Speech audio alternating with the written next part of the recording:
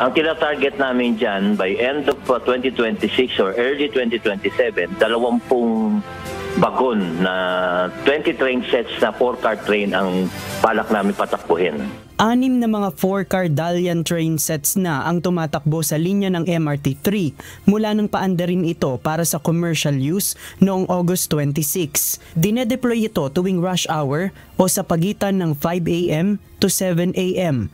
at 5 p.m. to 9 p.m. upang hindi maipon ang mga pasahero sa mga istasyon. Ayon kay MRT3 General Manager Engineer Michael Kapati, mayroon pang 9 na 4-car Dalian train sets ang sumasailalim sa commissioning and testing upang mapatakbo na rin ito sa linya ng tren hanggang sa Disyembre. Target anya ng MRT3 management na mapatakbo ang nasa 24 car train sets sa kabuuan ng 2026. Malaking diferensya ang 4-car train dahil unang-una, kaya nito magsakay ng 1,576 na passenger. So ibig sabihin, mas marami tayong maikakarga ng pasahero, mas maikli ang paghihintay ng mga pasahero natin. Ang mga Dalian trains ay nadala sa Pilipinas mula noong 2015 pero nagamit lamang ito nitong July 2025 dahil sa issue ng technical capability at bigat nito. Karamihan pa rin sa tumatakbong set ng tren sa MRT3 ay ang mga lumang tren na may 3 bagon na kaya lamang magsakay ng nasa halos 1,200 na mga pasahero.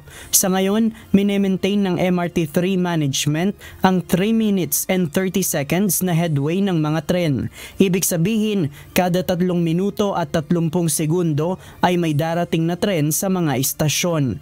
Patuloy ding nagsasagawa ng maintenance sa pangunguna ng service provider na Sumitomo Corporation upang matiyak na tatakbo ng maayos ang mga tren. Samantala, handa na rin ang MRT3 sa inaasahang dagsa ng mga pasahero sa darating na undas at holiday season sa Disyembre. Ayon kay GM Kapati, isa sa regular nilang ginagawa kapag holiday season ang pagdaragdag ng security sa mga istasyon para sa seguridad ng mga pasahero. Tuwing undas ay kami po ay nag-enhance ng security natin at sinisiguro namin na number 1, ang mga istasyon natin ay fully secured. Meron po tayong regular na mga security agency at may dagdag po tayo sa Philippine Coast Guard. JP Nunez, UNTV, News and Rescue. Diyos ang aming sandigan, serbisyo publiko ang aming pinahahalagahan.